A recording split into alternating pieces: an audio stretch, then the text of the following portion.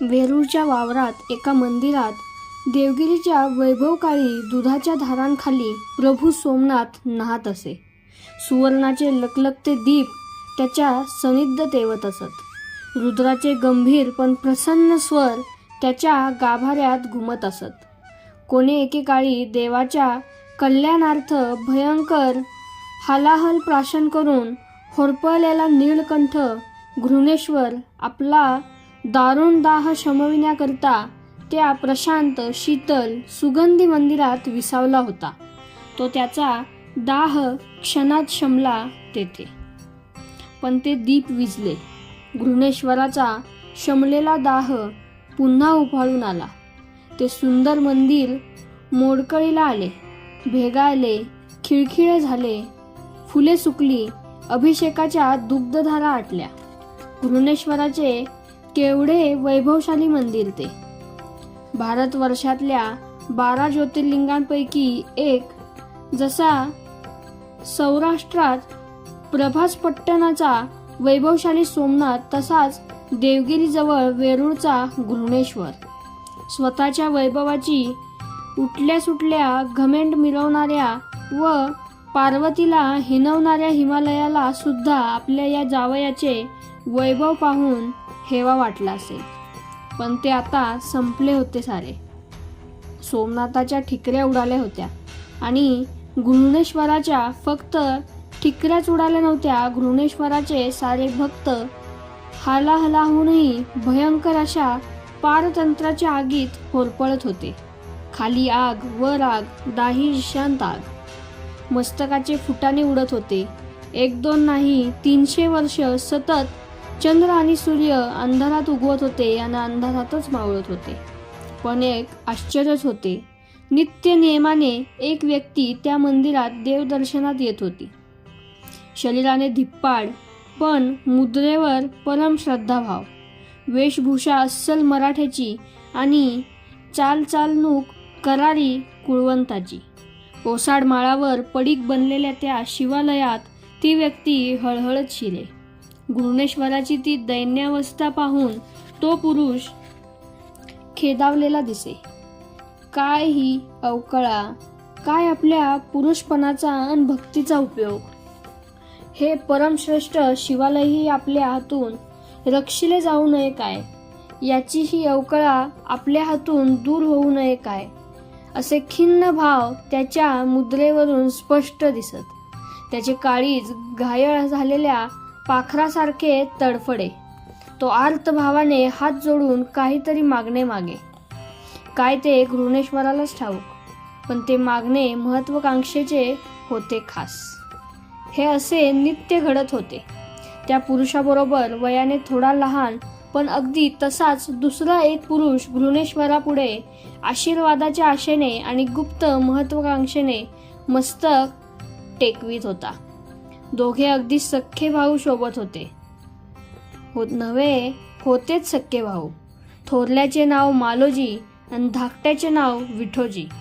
वेरूळच्या बाबाजी पाटील भोसलेंच्या हे दोन्हीही मुले.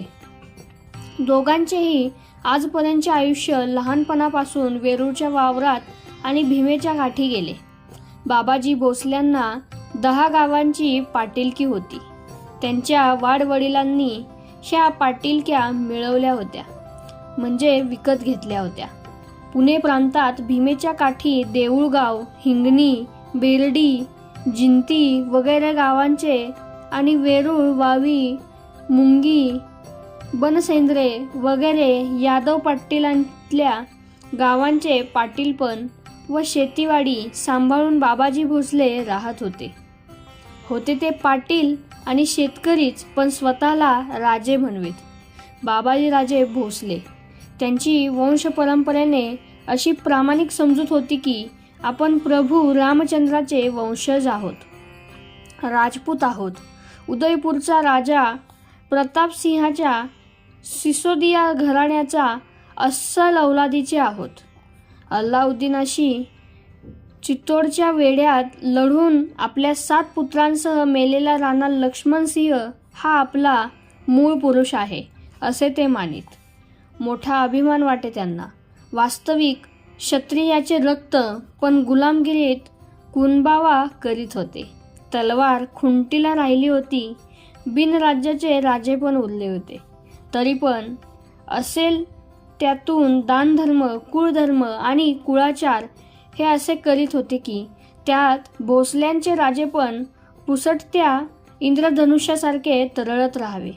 बाबाजीराजे भोसल्यांनी आपल्या कुलोपाध्यायांना 11 चावर जमीन दान केली.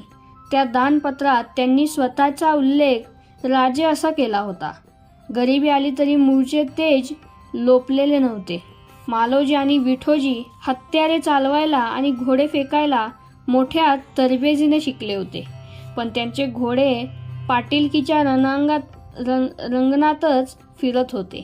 दोघांचेही बाहू महत्वाकांक्षेने स्फुरत. पराक्रम करावा, दौलती मिळवाव्या, देवाधर्माची स्थापना करावी. आपल्या घृणेश्वराचे देऊळ पडीक झाले आहे, ते सायसंगीन उद्धरावे असे त्यांना फार फार वाटे. पण पराक्रम गाजवायचा कुठे, कुणासाठी? मालोजीच्या ईश्वरनिष्ठ परमधार्मिक पण महत्वाकांक्षी मनात विचार उठू लागले. त्यांच्या अंतःकरणात उपभोगाची तहान नव्हती. धार्मिक व लोकोपयोगी कार्याची तळमळ होती. त्या उदात्त हेतूने त्याने मग थबथबलेले होते. मालोजी शंभू भवानीच्या निस्सीम भक्त होता. तो सोमवारचे व्रत करी. पूजा केल्याशिवाय, बेल वाहिल्याशिवाय आणि तीर्थ घेतल्याशिवाय तो मुखात अन्नाचा कण वा पाण्याचा थेंब घालीत नसे. श्रीगोंद्याच्या शेख महम्मद बाबावर त्याची फार निष्ठा होती. त्याने शेख महम्मदाचा गुरुपदेश घेतला होता. हे शेख बाबा फार थोर साधू होते. जातीने खाटीक, परंतु बकरी कापाव्याचा सुरा टाकून देऊन त्यांनी विठ्ठल आळविण्यासाठी हाती टाळ घेतले होते. असे कसे झाले? फणसात गरे कोठून आले? नारळात पाणी कसे आले? तसेच बाभळीच्या झाडा आंबे आले पाडा. शेख महम्मद अविद्ध, त्यांचे हृदयी गोविंद.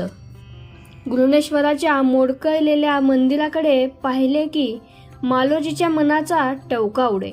तो शिखर शिंगणापुरासही जाई. तेही दैवत केवढे पवित्र, जागृत. सौराष्ट्रातला सोमनाथ मानदेशी येऊन शिखर शिंगणापुरात राहिला होता. भोसल्यांचा तोही कुलदेव. पण त्याचीही केवढी आबाळ, दैना. देवदर्शनासाठी येणाऱ्यांना पुरेसे पाणीच नव्हते प्यायला तिथे. लोक पाण्याविना तळमळत. मालोजीला ती तहानलेली तोंडे पाहावत नसत. इथे लोकांच्या ओठी आपण पाण्याचा घोट घातला पाहिजे असे त्याला फार वाटे. अनेक पवित्र ठिकाणांच्या गैरसोयी, अडचणी आणि हाल आपण दूर करावेत असे त्याच्या मनात येई. पण करावे कशाच्या बळावर?